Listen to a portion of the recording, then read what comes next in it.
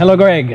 Hello, Luke. Thank you for coming. Okay, so today I want to interview you about your book, Son of God. Okay. About a conscious son. Last time you were on, last time I interviewed you, it was about The State is Out of Date, which was a fantastic book about how we don't need a government. It's about how we could actually do a much better job ourselves and making the case on how we could do that, rather than having a bunch of sort of not very respectable people, not very intelligent people, having the power to tell us what to do and investing billions in silly schemes and thinking they know more about our health and welfare than we do. And it's things that we're naturally good at doing, and those skills have been taken away from us in a sense. So we think, oh, how could we do that? But we could. But that's another subject. So today I want to interview you about your book, and your book is about the conscious son. Correct. And so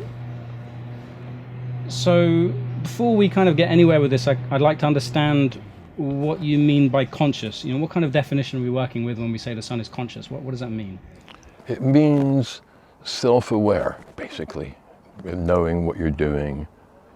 That's the most basic definition of consciousness. And there are actually two mathematicians in Princeton University in America who've actually made a mathematical proof. We could segue this into consciousness about free will, because obviously if you have free will, you have consciousness. And they've said that if human beings have free will, so do subatomic particles. And if subatomic particles don't have free will, then neither do human beings. And that's pretty extreme, but they are actually extending it to subatomic particles.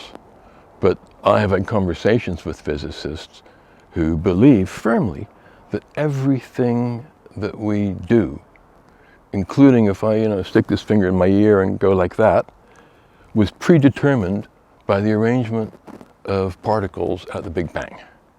So there would be no free will in that case? There's no free will. That this is all predetermined somehow at the Big Bang. But if we do have free will, then a lot of other things do. I began the book just extending that to the sun. I found out about this Princeton principle after I wrote the book. But I mean, the mainstream would strongly disagree with that concept, I think, right? Yeah. The idea, I can choose what to say to you. I can choose to come here and interview you today. Can a subatomic particle choose to do what it does? I mean, Well, quantum theory, you can't predict what a particle is going to do. You can predict what it's likely to do and the odds on it, but you don't really know what they're going to do, which hole the photon's going to go through. And this is one of the great mysteries of quantum theory, that as Carl Sagan said, anybody who says they understand it hasn't studied it deeply enough. So then, are you saying that that everything from humans to the subatomic particle and everything in between is conscious, or just the subatomic particle and just humans? No, I'm suggesting the entire universe is infused with consciousness. And this idea that we are the only vehicle through which consciousness can manifest sometime after we dropped out of the trees, or came out of the trees, and started to remember things and say, oh, I'm a human being. Oh my God, that's when we acquired this unique thing called consciousness. And the standard scientific point, I mean, it's starting to weaken now, but from Descartes onwards, is that dogs and cats are not aware of their own existence. Even though dogs sniff around trees and lampposts, seeing what other dogs have been there, and as a dog-loving friend of mine said, that's their newspaper. I said, why are we stopping at every lamppost for your dog? That's their newspaper, mate. I mean, Descartes famously or infamously nailed his own dog to a table and dissected it live, saying, oh, the yelps and screams, they're just like a machine that hasn't been oiled that's squeaking. It doesn't feel pain. And it's a horrendous concept. And well, it seems that that's changing a little bit. I think when I was young, it was quite normal for people to think that dogs, were just kind of automatons, kind of like robots. Yeah. But I'd say that's changed a bit. But well, now they're accepting dolphins, higher apes, whales. There's a few things that, and they got these silly rules like if you can see yourself in a mirror, or recognize yourself in a mirror.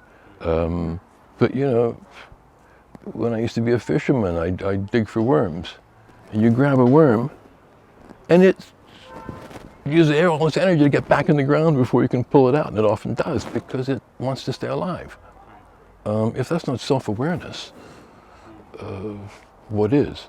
I mean, I suppose that could be an automatic process. I mean, you know, the we have innate processes in us, the need to mate, the need to eat, the need to poop, you know, all of those things. Are they necessarily conscious acts? Well, I don't know. There's no way to really, probably is a way today to check it out, but I would suggest that worm has a little sigh of relief or elation when it does get out, you know.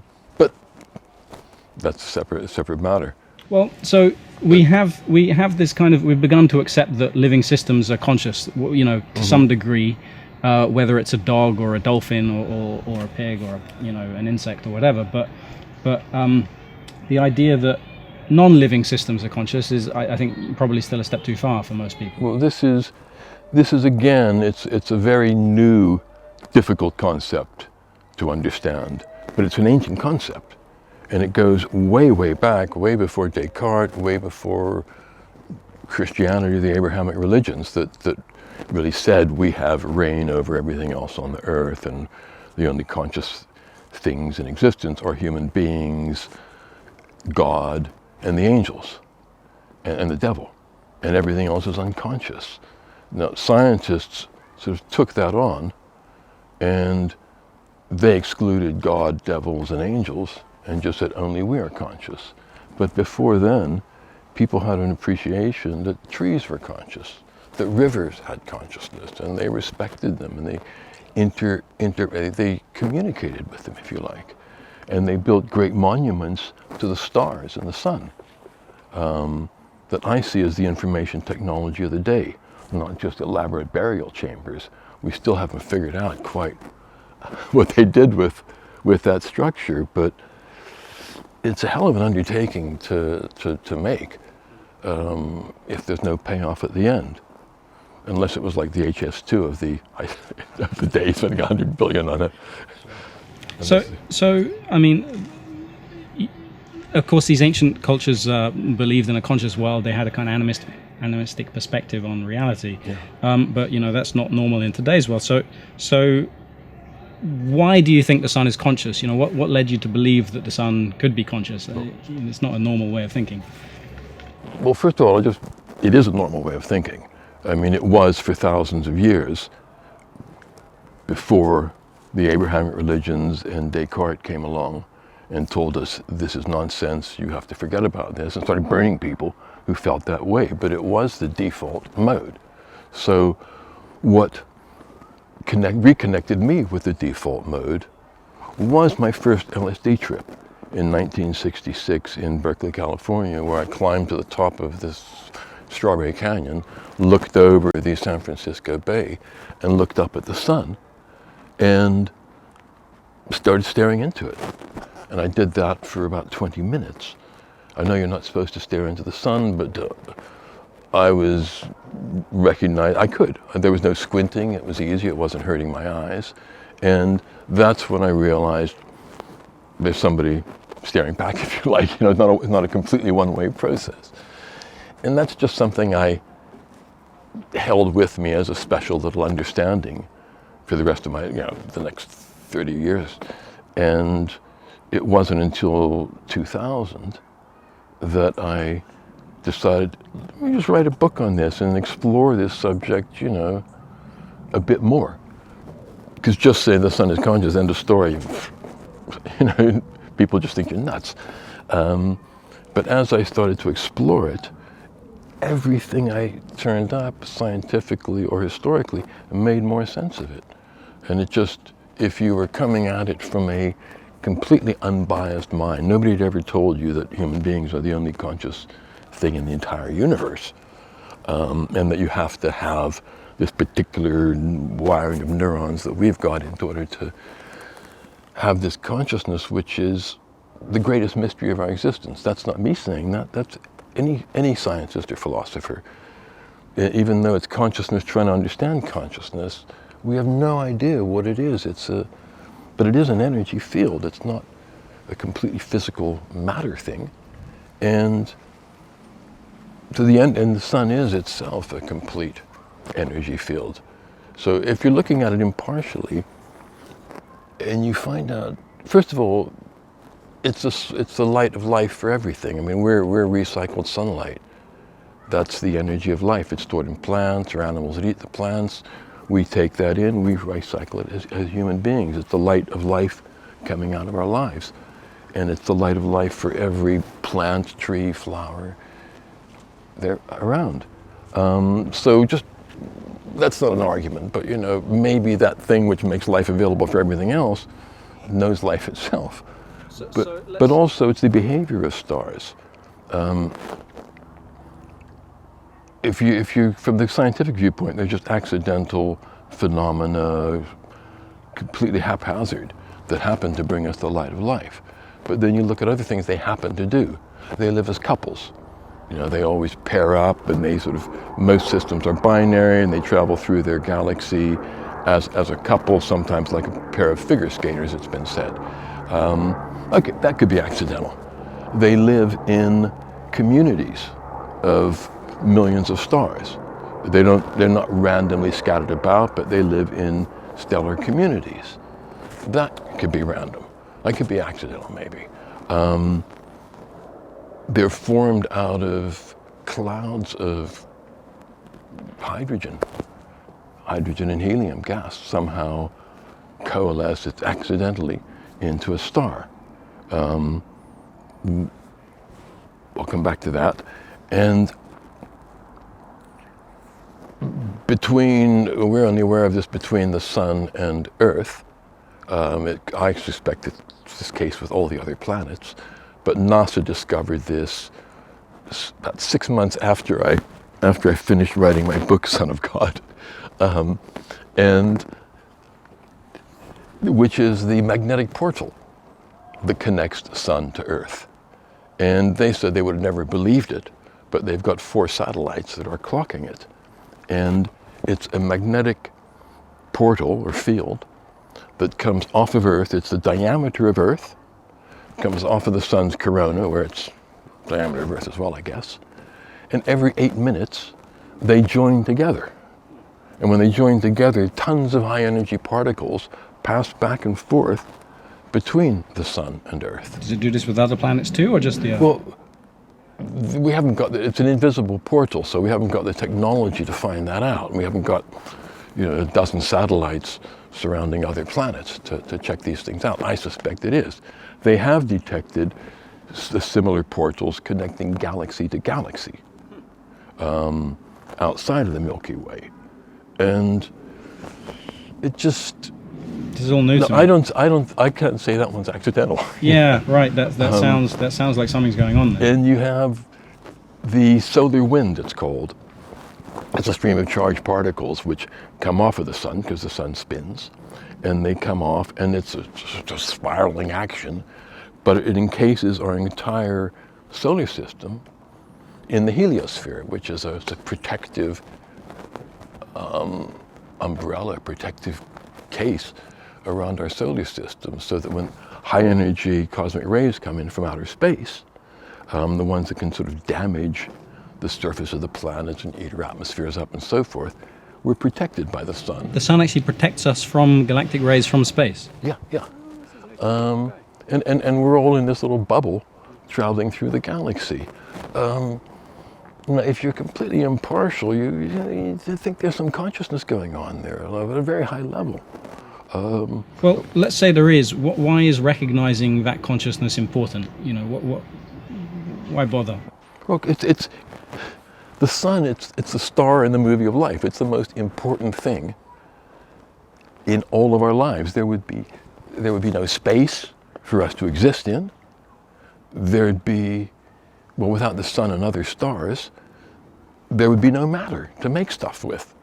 Whether it's your cameras or the flowers or water or our bodies or our bones. Because the universe started off as hydrogen and helium. which we can make lighter than air balloons out of those, but not a lot else. The stars take those two elements and have turned them into everything from oxygen and carbon to gold during a supernova explosion. They're all created through the lifetimes and death of stars. And the energy of life is sunlight, and not recognizing that it's just a huge gap in our spiritual consciousness. Well, let's say we do start recognizing the sun as conscious, then you say it has a relationship with planets. Stars in general, yeah. Stars in general. So our particular sun has a relationship with Earth in terms of this magnetic portal information passing or something. No, that's part of the relationship, yeah. So okay, the sun has a relationship with the Earth. Can we have a relationship with the sun? Is that what you're advocating here? Yeah, I mean, we all do, but I guess people don't recognize that relationship. I do, and I think it's unbelievable that people spend more time in their lives deciding what sunglasses to wear and putting sunblock on themselves than they do thinking about the star in our movie.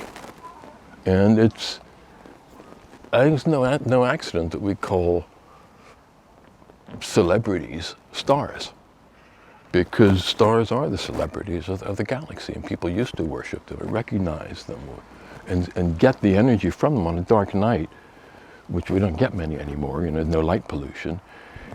People used to look up at the stars and actually get information from that light coming into their eyes. Like we can, with a spectrometer and a telescope, we can see what element stars are made up of. And we can sort of detect physical things from them, but ancient people used to get vibrations from those stars, because you're actually getting the light from the star in the back of your eyeball. So if you have developed that ability to process that and see what it's like, you can get the character of the star from that. Just like when you look at the lights coming out of somebody's eyes, in our own experience, you can sometimes tell that guy really hates me, or she's in love with me, or they're bored as fuck, and people would look at the stars and they would get similar information, which is why, with planets, everywhere you went in the world, people knew Jupiter was the king of the planets. And yet when you look at the sky, Venus is usually bigger than Jupiter. How did they know? Something in the light was telling them. And this was also the basis, I believe, of astrology, which long predated astronomy. Astronomy was just, okay, let's look at the mechanics of these things that are affecting us.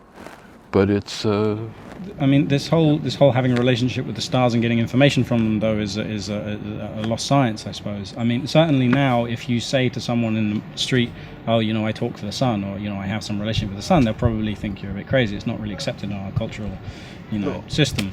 But, so I gather you practice sun gazing. How does that, that also sounds absolutely crazy and dangerous, It's not.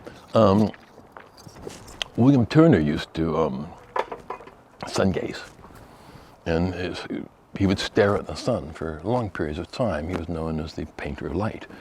And somebody was telling him, oh, you're going to hurt your eyes like that. And he said, no, for me, gazing at the sun is like for you looking at a candle.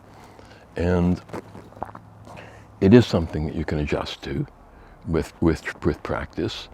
And I never did it from that first experience in Berkeley. I didn't know about sun gazing then.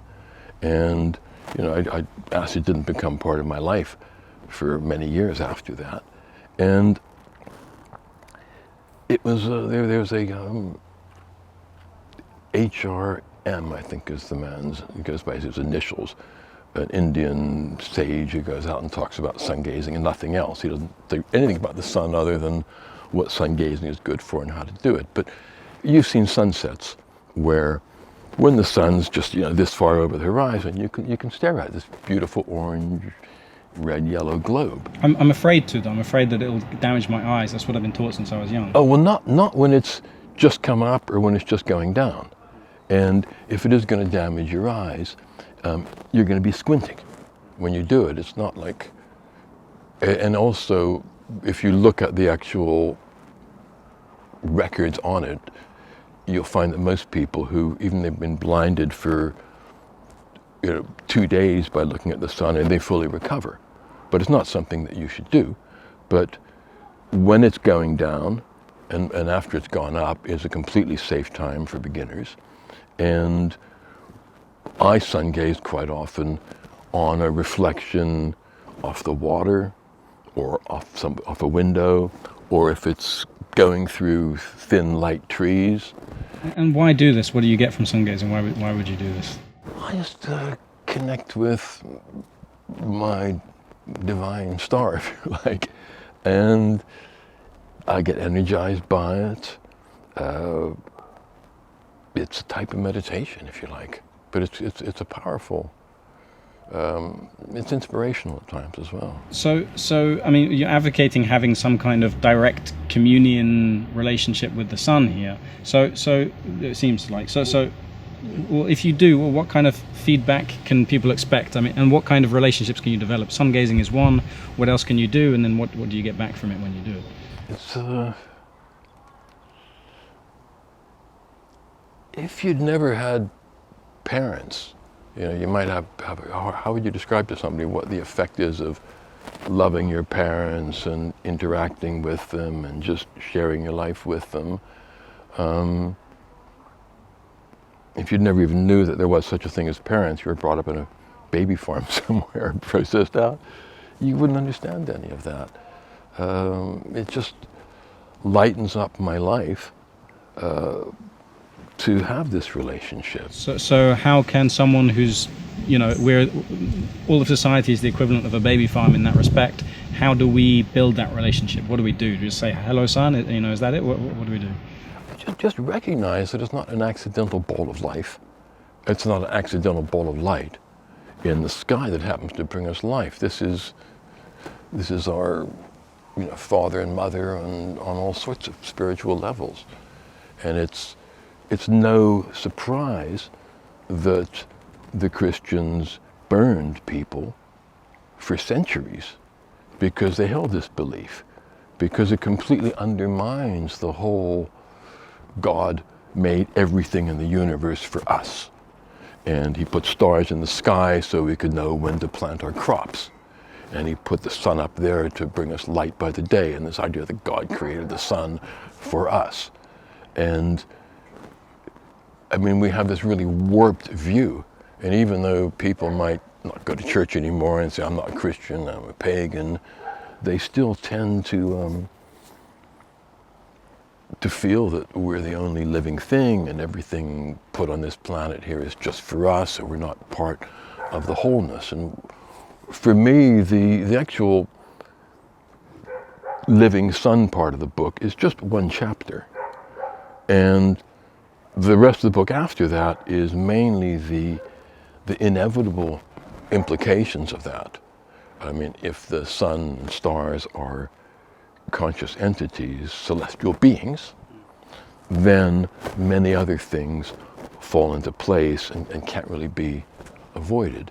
And that including the nature of light itself. I'd like to get into that, but before we do, one thing in our culture is that we're taught to kind of shut ourselves off from the sun. This may come from this kind of ancient Christian idea that be frightened of the sun. But people, we all need the sun. There's tons of studies showing how good it is for you. Yeah. It can help your eyesight, depression, cancer, rickets, arthritis, a whole list of things. The vitamin D you need from the sun. Certainly we need it. And yet we're taught to shut ourselves off from it as much as possible, to not let it touch us, because otherwise, we'll get cancer from it. And so I take it you don't advocate using sunscreen? I certainly don't. It's never touched me. I put sunscreen on my tattooed watch. Okay. just kind of, I don't want to fade the now message, that's the time. And I have some, organic, natural sunscreen just for that purpose. But aside from finding that it's 16 of the 21 allowed active ingredients in sunscreen this is just very recently, they've come out and said they're all dubious, they all could be harmful, and they're not quite sure why they're approved. Zinc oxide and titanium are two of the ones that do work and aren't damaging. But they've also done studies, Sweden and America, on the benefits, scientific studies, and one in Sweden was 20 years with 19,528 women. They charted them, and there was ones who avoided the sun and ones who got as much sun as they could. And the ones who got as much sun as they could, so the ones who avoided the sun, twice as many of them died during the 20-year period as the ones who took the sunshine. And then they found out all these other diseases, degenerative diseases, that were markedly less active in people who took the sunshine in. And the whole sort of skin cancer is not a red herring. People do get skin cancer, and if you've got red hair and bright white skin, you're not going to be able to take as much sun as I can. But when you get your sun in small doses and build up a tan, your actual body has got the melanin in it, which with the tan, and then it's benefiting from the sunshine and taking it in. There's no damage, but you have to have that. And once you've got a suntan, you're able to go out in the sun, and it's really good for you. It's when you sunburn, that is the cause of skin cancer, is getting too much sunburn, and that should really be avoided. So. Also, I saw a study about how the metals in sunscreen are showing up in coastal waters around, and they're leaching into the water and polluting the water. Yeah, no, it's toxic stuff. It's just one of the many toxic things that we just flush into the environment because it's all dead and nothing else is alive. So why should we pay attention to it? So rather than shutting ourselves off from the sun, let's say we want to have a relationship with the sun. Before doing that, I guess it's worth talking. What kind of consciousness does the sun have? Is it like a human kind of consciousness? Is it like? I mean, it's very difficult to kind of understand what that consciousness is like. But if you were to ask the same question to one of the sort of probiotic bacteria in our gut, we've got as much weight of those as we have, brain. And you ask that bacteria, what's it like? What do you think the human consciousness is like? What do they think about? What's going on up there? I don't think it knows. I mean, it might know that we like sugar, and say, "Oh, give me more sugar," and control a taste like that. But it's a difficult question because you've got, I mean, again, you look at the galaxy. There's more or less roughly the same amount of stars in the Milky Way as there are neurons in our brain, and they might all be hooked up as well. And you might then ask an individual star, what's the galaxy thinking about? Fuck knows. Well, when we talk about things being conscious, if we talk about a dolphin or a dog or whatever, we tend to have that, we tend to understand that to mean that it's got some sort of self-determination, it can take autonomous decisions and do what it wants to do.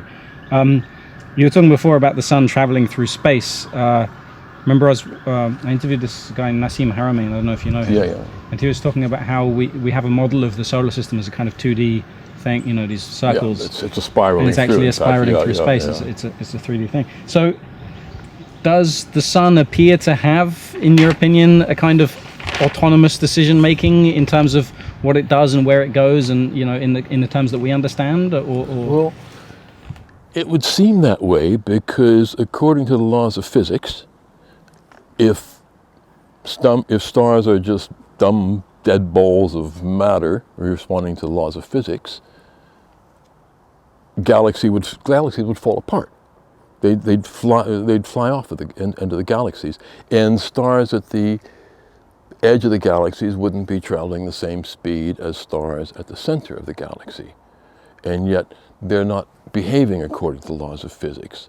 And this is why we have what I think, is the luminiferous ether of the modern age. I don't know if you know the luminiferous ether. That was a scientific concept that held for a couple of centuries. And they kept looking for the luminiferous ether, which is the field that carried sound and light and energy. And then finally they realized there was none. And Einstein was the one who finally put that in the cabin or away. But today we have dark matter. And it's this, they have no idea why stars are behaving like this. So they've created... When you say like this, what do you mean? Well, the not following the laws of physics. In which way are they not following the laws of physics? So this is new to me. They're traveling at similar speeds at the edge of the galaxy and at the center of the galaxy, and if they're all sort of going around this dark hole, this black hole at the center of it, they wouldn't be behaving like that. And so there's this ludicrous construct, dark matter, that nothing can detect it, and they're spending, because one advantage of recognizing stellar consciousness is we could save all the billions of, they're spending at the CERN, underground at the CERN to try and detect, all over the world they're spending billions trying to detect dark matter, as they did the luminiferous ether in the 19th and 18th centuries. And once you recognize the stars are conscious, then the reason galaxies don't fall apart is because they're not stupid, because they're living beings. And there's, in fact, at last there's a physicist in America, Gregory Sams, who recognizes as well that stars are volitional beings. Now, as a scientist, he can see that, but he's trying to find out how they move. Once he knows how they're able to move through space of their own choice, then that's the proof of his theory. But is the current theory what, that it's just gravity moving them around? What is it? No, dark matter is the fixal. We have no idea what dark matter is, what the density, where it is, or what. But somehow it's just, that's the answer, dark matter. And it's like they've given an answer to the solution of a problem when they have no idea what the actual answer is, but they've given it a name. If they called it factor X, I'd be quite happy with it. I wouldn't ridicule it, but dark matter implies that it's something we just haven't discovered, because it's got to have gravitational pull, so it has to be matter. And it's 70 or 80% of the matter in the universe is not there. It's just, it's a silly fantasy. So you seem to be suggesting that the whole universe itself is actually conscious. Yeah. And though you focused your book on the sun, well, first of all, why did you focus the book on the sun? Just well, no, that's all I had. Okay. That was my starting point. That was your beginning. Okay. I was actually writing another book on something else. It was going to be my second book, and after a few pages, I started to talk about people recognizing the sun as a conscious being in the past, and I suddenly kept on that, and actually this is going to be the book. So, okay, let's say the whole universe is conscious and alive with consciousness and thinking, or thinking, I don't know if it's even the right word. Is there a difference between different types of inanimate objects? Obviously we can see that a dog or an insect is some degree of conscious, but when we look at inanimate objects, I don't know, for example, my toilet, is that conscious in the same way the sun is conscious? I mean, what's the difference there? But it's, when I say everything is infused with consciousness, we know that matter is 99.99% empty space. So you're holding a rock in your hand, and 99.9% of that is, even more than that, is empty space. And you've got, if you've got the nucleus here, the electrons spinning around are hundreds of yards away. So why is it iron? Or why is it water? And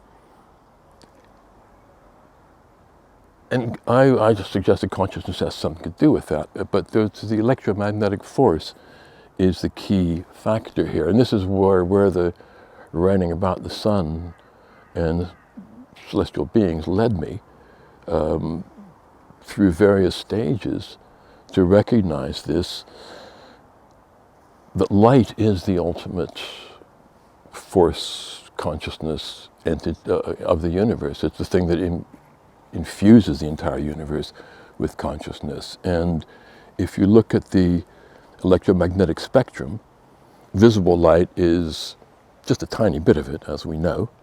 And you've got gamma rays at one end and long wave radio at the other end. And all of them are invisible. I mean, we call visible light visible because it makes things visible to us, but you can't actually see the light in between. It's itself invisible. And that's the main product of all the stars out there, is light. And it was, even in Christianity, it was one of the first things that God created. But if you go back to a couple of other religions, there's Akhenaten in Egypt and Zoroaster in Persia. Zoroastrianism recognized that light itself was a divinity, and they had no image of their God, because you can't have an image of light. And many of their names and descriptions of light would fit in with how quantum theory describes light as being outside of time, the source of all energy, and in all of its wavelengths, we do incredible things with light. We send radio signals and television signals. We do MRI scans, X-rays. We get all the information through our eyes, through light, and we kind of think, oh, well, that's because we're so clever, we can do all these things with light. Light is just some accidental thing that comes out of stars that happen to come into being. But if you go right back, this is my theory really, is that light was the originator of the universe. And light itself, when you travel at the speed of light, time stops to exist, ceases to exist, as you know. If you go beyond it, you go backwards in time. But at the speed of light, there is no time. And light also is a vibration, unlike sound, which doesn't need to vibrate in anything. And it exists independent of that. So it doesn't need a place to be. So if you're looking at the sun or looking at Sirius, the light from Sirius, I think it's about 9 years and 8 trillion miles, details though, before that photon reaches the back of your eyeball. But as far as the photon is concerned, it got there the instant it left, because time doesn't exist for it. And you talk about, well, how do you get through all those kilometers, you know? What kilometers? What are you talking about? You know, I was there, then I'm here. It doesn't even recognize space. So in fact, when there was if there was a beginning to the universe, and you want to go back before that, energy could have existed, because it doesn't have to be in any place. And this is very hard for our heads to, it's a mind-boggling concept, but it doesn't need a place to be. And it is, as we know through E equals mc squared, it is has an equivalence with matter. So in that we can turn matter into light with an atomic bomb. We've never done the opposite, which is to turn light into matter, but that is the other side of the equation. So you could have had energy or light creating, a big whoosh instead of a big bang, creating this universe. And if that did, then we see the first thing that came out of this raw matter, this hydrogen and helium, were bodies which created more light. So it was almost a reproductive thing. Okay, we'll put stuff in here that makes more light. And it's,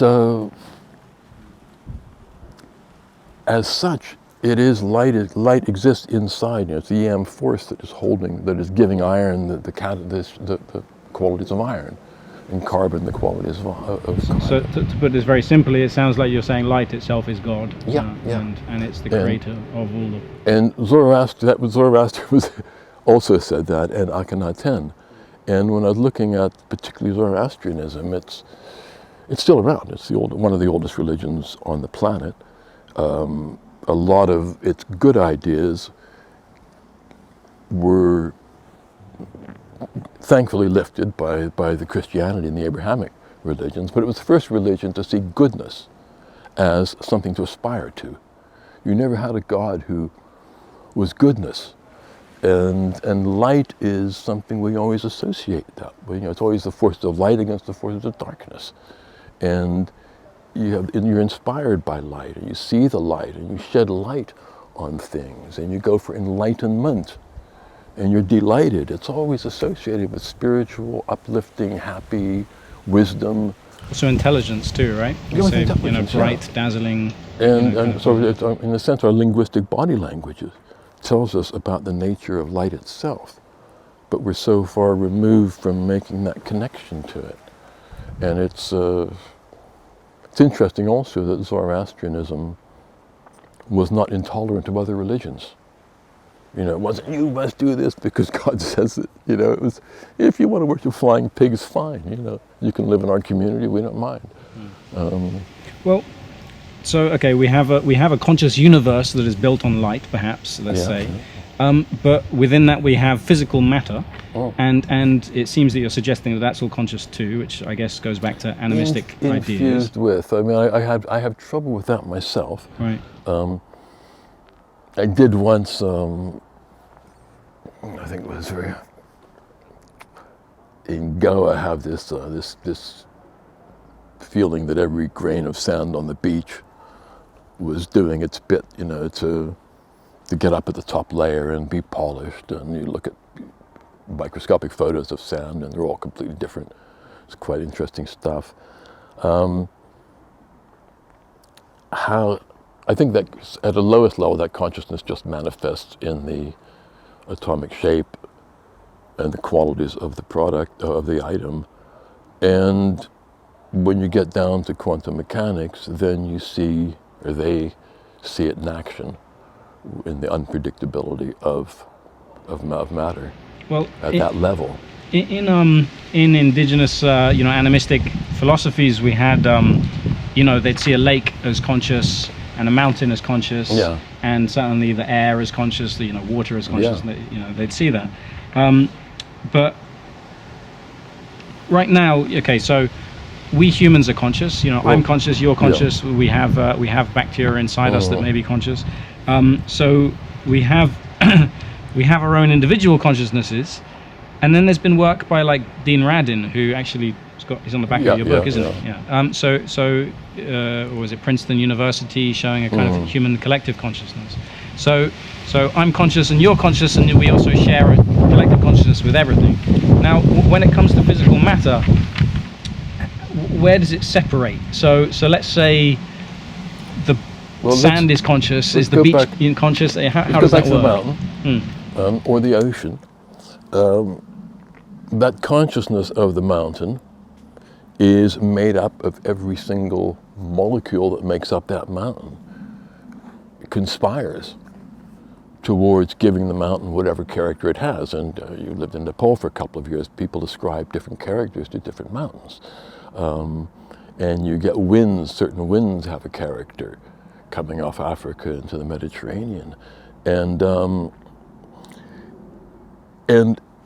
these are clearly made up of, the consciousness, if you're talking about a thundercloud or an ocean. Oceans have these sort of complex currents running through all the world's oceans, underground, separate currents, and above ground, and at the surface and below the surface. Whether it's the Gulf Stream is our local one, but you have them connecting all the continents. And how is the ocean organizing this? It's the buildup of all the individual particles in there. And if they haven't got some sort of microscopic consciousness, you're not going to see it manifested in the weather system unless every water molecule is there. Like in our brains, we've got hundreds of billions of neurons contributing to our consciousness. And if all of those were dead, we wouldn't have any consciousness if they were just inactive, remote things. Now, all the consciousness of a bench might be doing is making it a bench, and that's pretty low-level consciousness. but it's going back to the Princeton principle.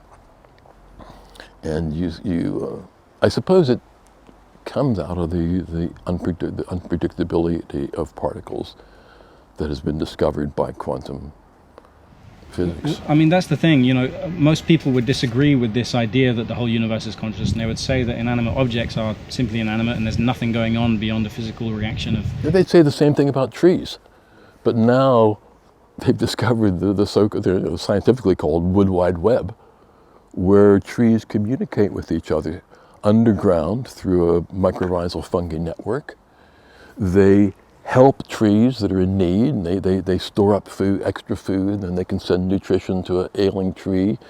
Plants send messages to each other, there's predators coming, build up your defenses. I mean, we see this extraordinary level of consciousness in the plant and vegetable world now, which is getting hard to deny. Okay, so that, again, that's self-awareness. The leap from recognizing plants as conscious seems to be happening, but that's quite a big leap. You know, from animals. We could see animals are conscious, fine, we start to recognize that. Now we're seeing trees are conscious, but to go from there to rocks and crystals... If you go to intermediate, if you recognize a mountain as an entity, and I don't know what it can do with its consciousness, or maybe it just creates a character, I don't know. But where do you draw the line? Where do you draw the line between a mountain and really big rocks and stones and grains of sand? I mean, there's no...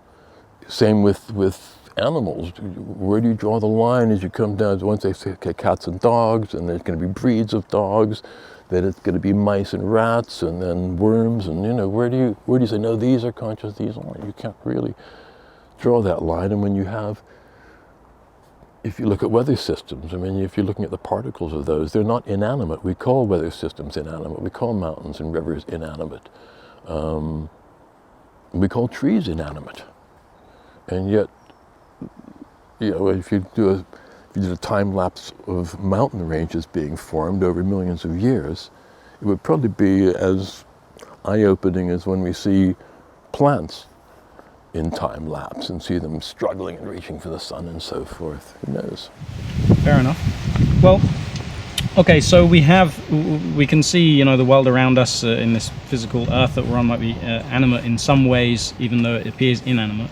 But you were talking before about galaxies being, you know, on a much larger scale, consciousness manifesting, you know, on gigantic scale. Right. So in your book you talk about galaxies themselves having kind of personalities and characters and talking to each other and, you know, that kind of thing. I just put that forward as I think it's a probability. I put it forward as a possibility.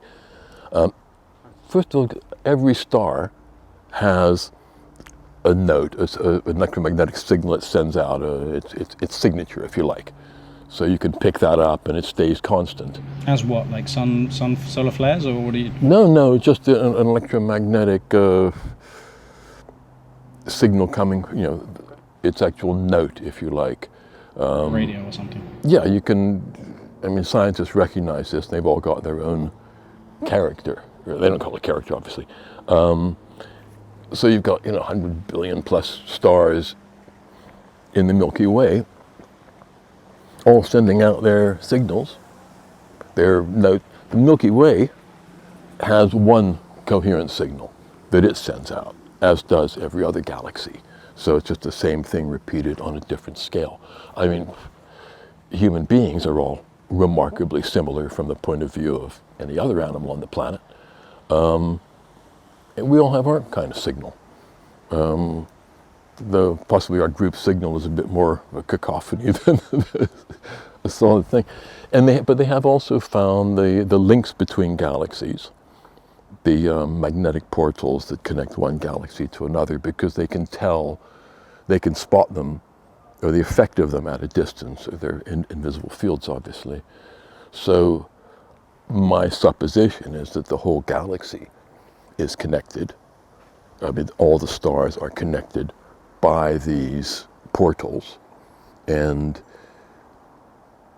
in the same way, you know, every neuron in our brain might have 100 or 1,000 other connections to other neurons.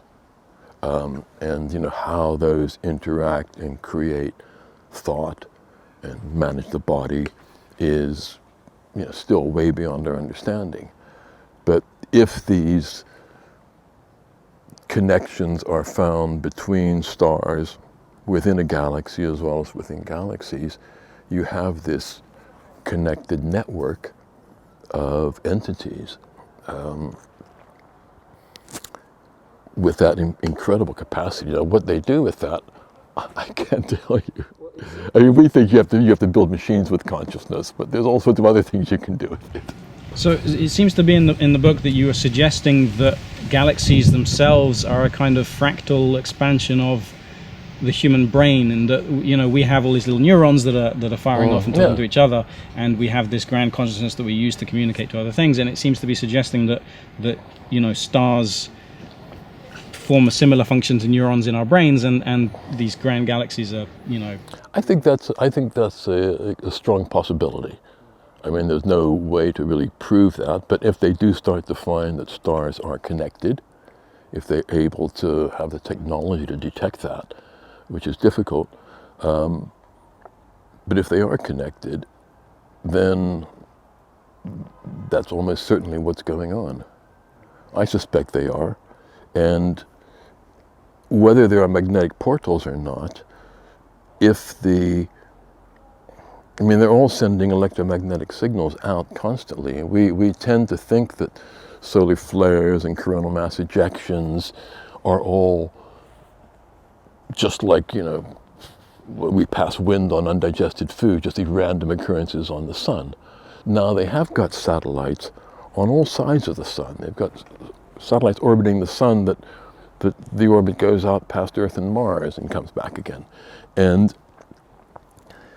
they have found now that the coronal filaments, the solar flares, coronal mass ejections, they're all, and sunspots, they're all coordinated. They're not just random. They're all on all sides of the sun. They're connected. That activity is synchronized somehow. And we just dismiss it as random emanations. But who knows what messages, what's going on.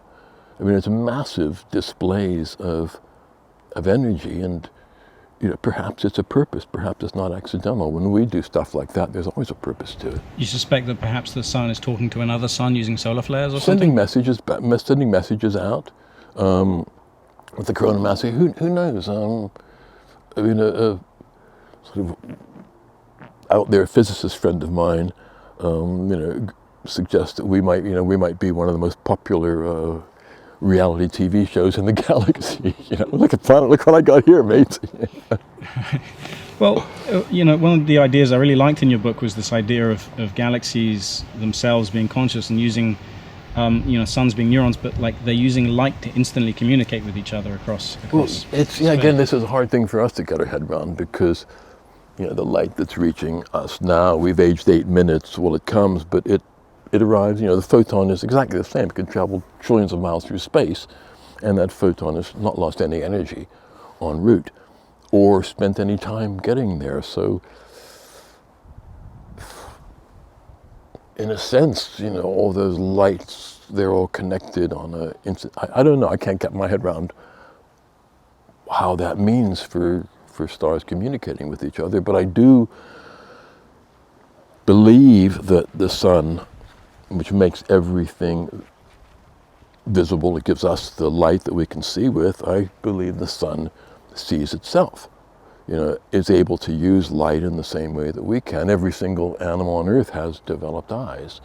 And if the light hitting Earth bounces back, if it's a giant torch, I shine a torch in the darkness, I can see the picture of what's there, because as we understand it mechanically, the light is bouncing back and bringing that image. It's not dazzled by the outgoing light.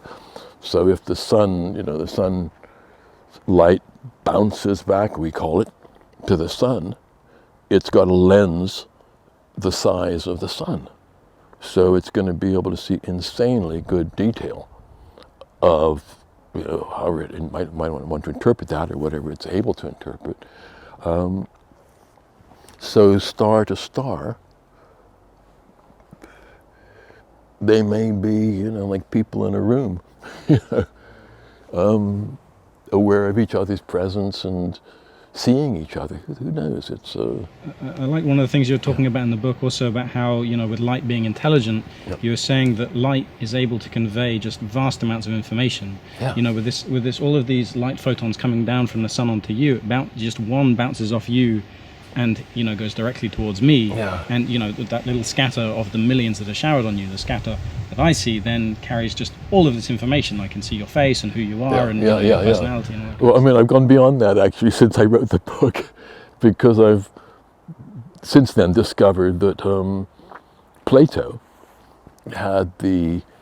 he saw light as a twin function, because he saw the light coming out of our eyes, which it does. I mean, that's what they call the light of life. And when you're dead, then there's no light coming out of your eyes anymore.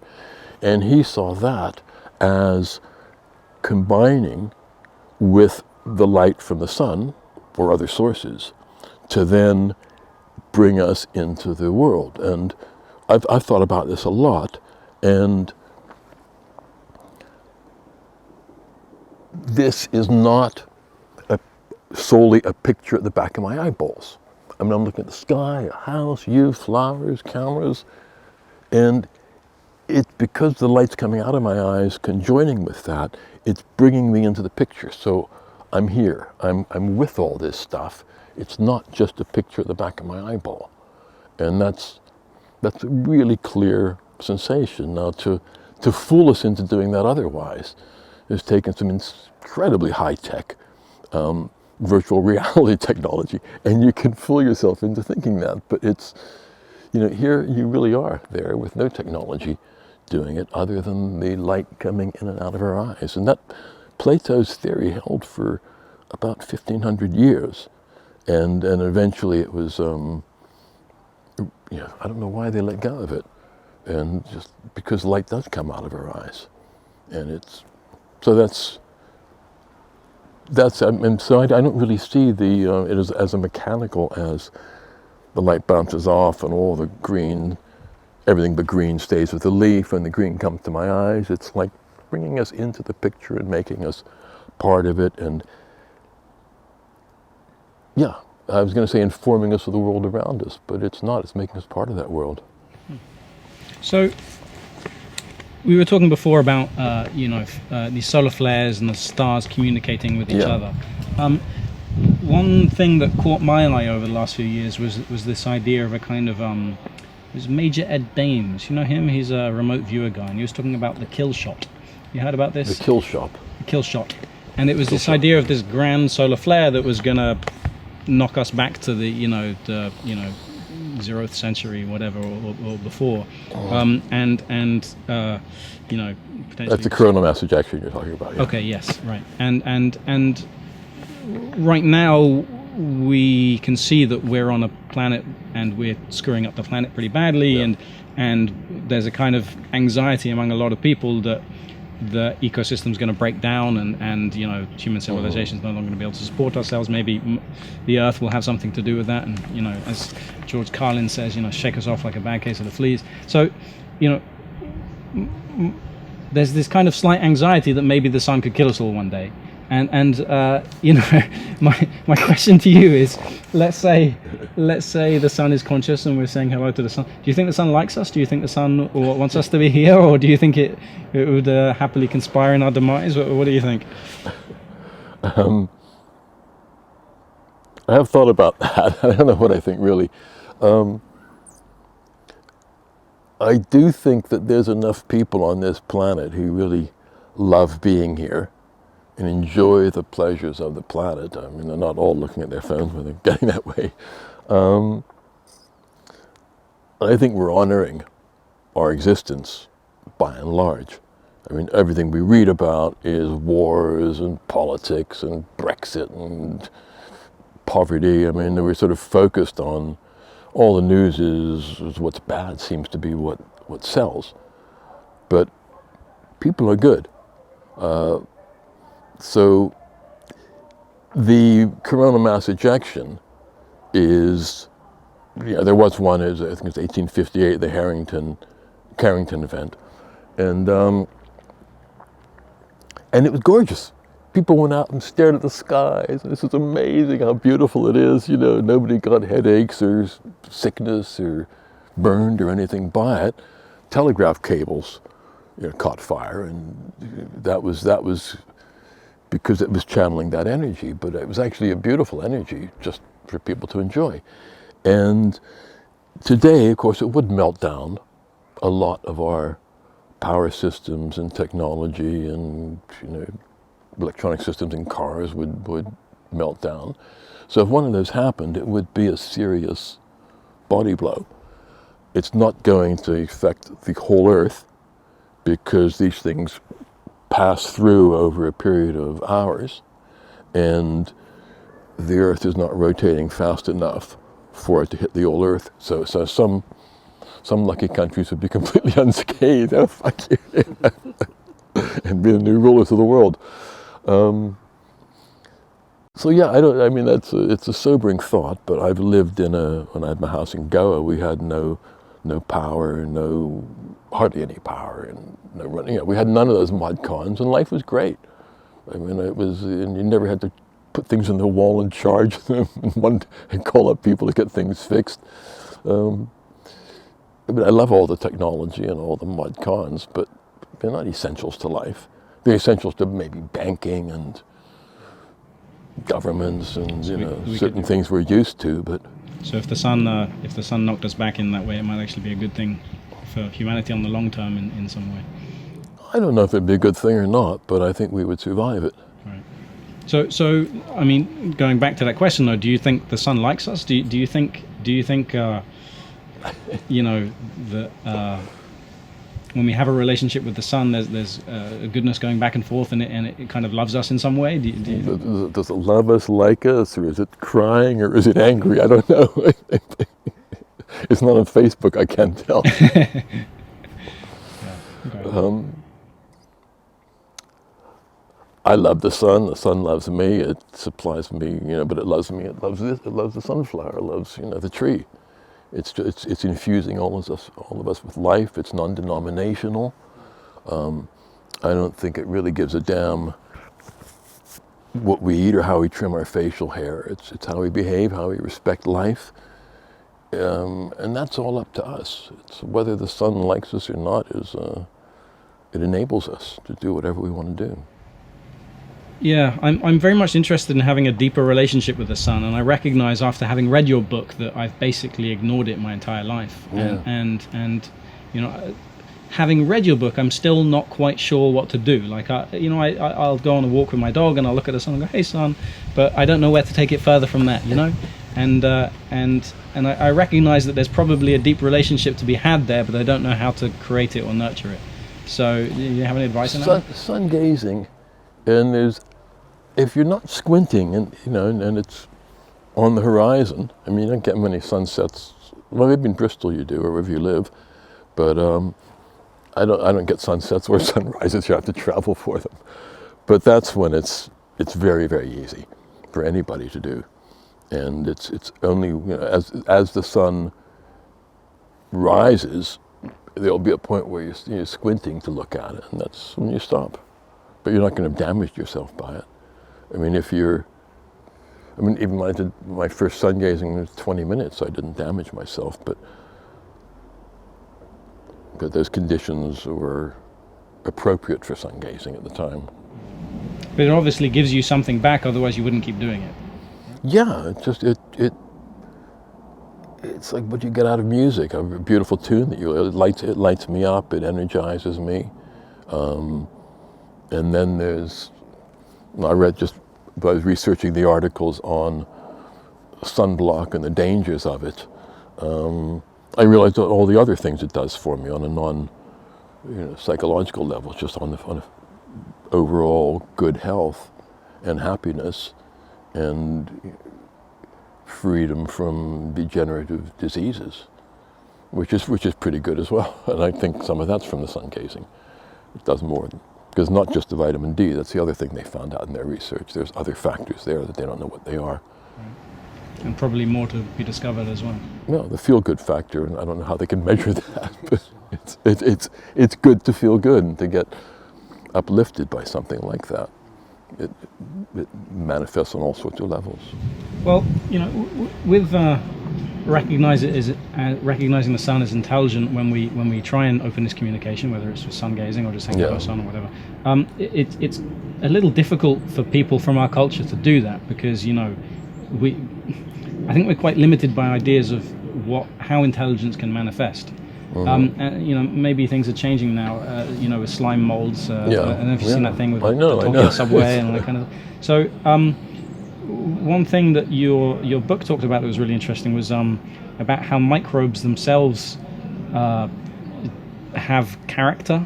Some scientist, you talk about this in Australia. Yeah. Yeah. What was that? It was single-celled rotifers, which are just slightly above single-celled pond scum type of stuff. And he developed a little microscope where he could sort of track them in a small space. And he would see some would have different tastes. Some would go for the algae, green algae, and you could see that green in their stomachs, and some would be eating other stuff, and they wouldn't have any green in their stomachs. And they're all the same species? Pardon? They're all the same species? Oh, the same species, those tiny rotifers. And I remember this from a friend's tea party that I'd had this chat about this. And I contacted him, I managed to track the guy down just to verify it. And he said, "Oh, you'll also be interested to know I did a trial with laboratory-bred, genetically identical rats. And some reason this trial involved Mars bars. And some of the rats wouldn't eat the Mars bars, and others would devour them. Which, so at a higher level, maybe it's less surprising there, but yeah." So all of these things do display individual tastes and individual characters and individual consciousness. It's very hard to look at that and see it as intelligent in some way, due mainly to our cultural filters. I read this quote by this guy, Robert Briolt. He says, if a rabbit defined intelligence the way man does, then the most intelligent animal would be the rabbit, followed by the animal most willing to obey the commands of the rabbit. And we have very limited idea of what intelligence is and how it can manifest. So when we look at the sun, it's still for most people it's quite hard to get over that.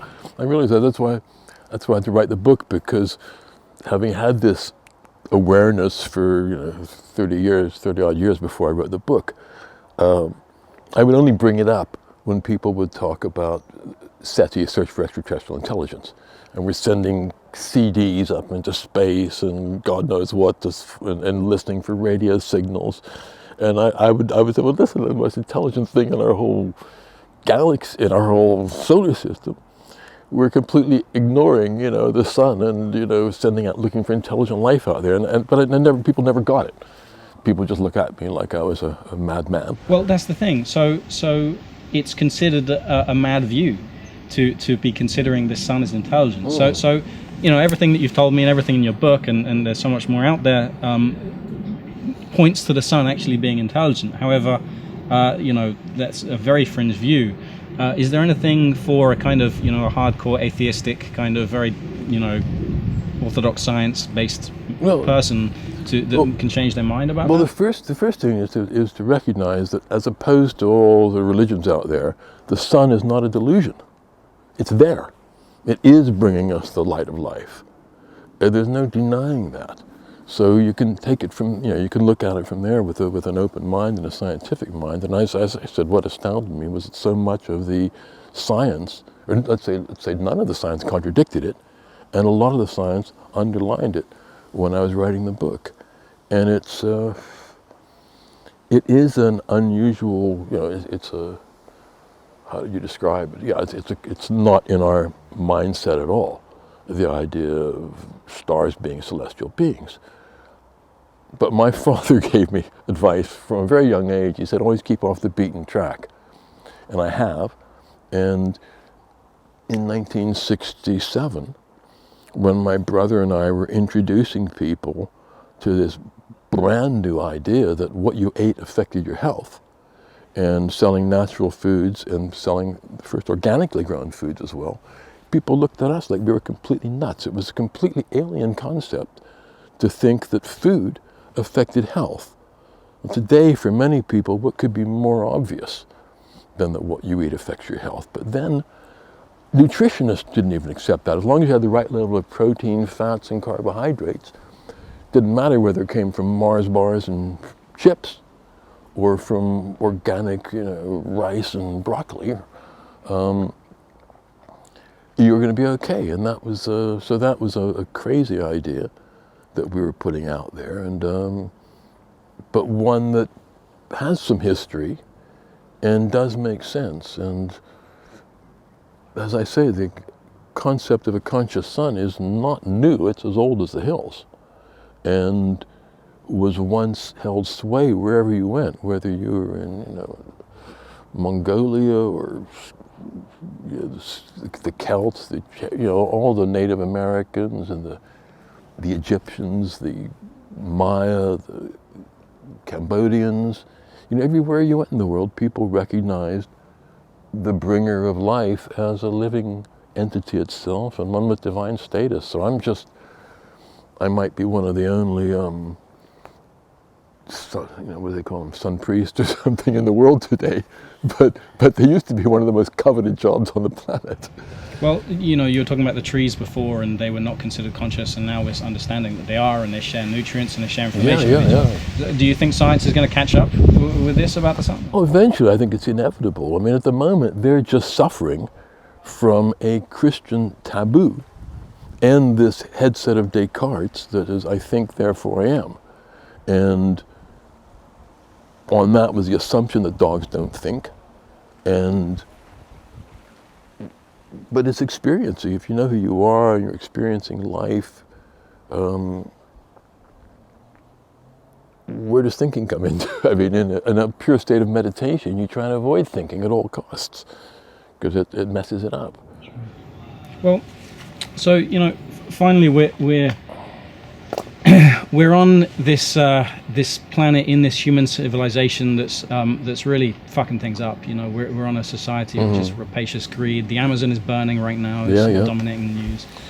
So with this screwed up world we're in, how can we change this? How does honoring the sun and honoring the consciousness in reality change things? And how do we get into that position where we can start caring about the world again? Because it seems that we've completely lost that, and we're fucked if we don't change. So, how do we get back there?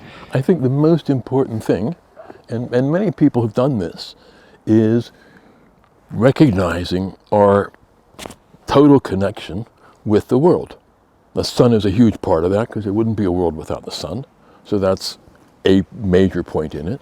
But also just recognizing that we're sharing this world with all the other beings and elements on it, whether it's the mountains or the trees or other people and animals. And getting away from that imprint in our culture that was laid down in Genesis, that God put all this here specifically for humanity in this giant universe, that it was all done just for us to view as our infinite store cupboard and infinite garbage pit. And that's very much came with the Abrahamic religions. People used to go out and worship the trees and have ceremonies in Greece and respect animals and give blessings when they killed an animal and ate it, and not just sort of slaughtered them in slaughterhouses. There used to be that connection with the world. And there are people all over the planet who are being motivated by that, with organizations, with companies, with lifestyle changes, and that needs to happen on a much larger scale. And I suppose that I'm going with my book, Son of God, I'm going for a high level of connection, to be connected with that which makes everything else we need to be connected with alive and in existence, because that's where we get matter from, that's where we get light and the light of life from. So that connection, I believe, is going to make us much more,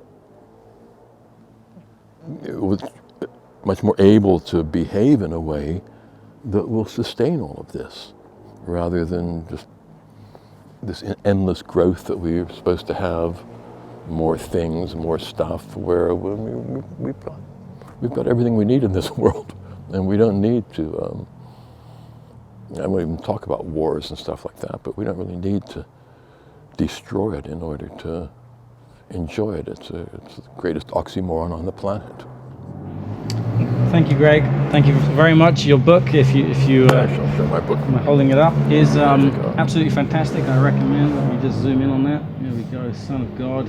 Everybody who is listening, I suggest you give this a read. It is excellent, and I think really this way of thinking that you espouse in the book of recognizing that the universe is conscious is an extremely important step in our evolution of humanity to get past this really screwed up dark period that we're in right now, where we're just destroying everything. And I think if we can start recognizing that we are amazing, but we are not the most amazing thing in the entire universe. I mean, that's the arrogance. There we go, indeed.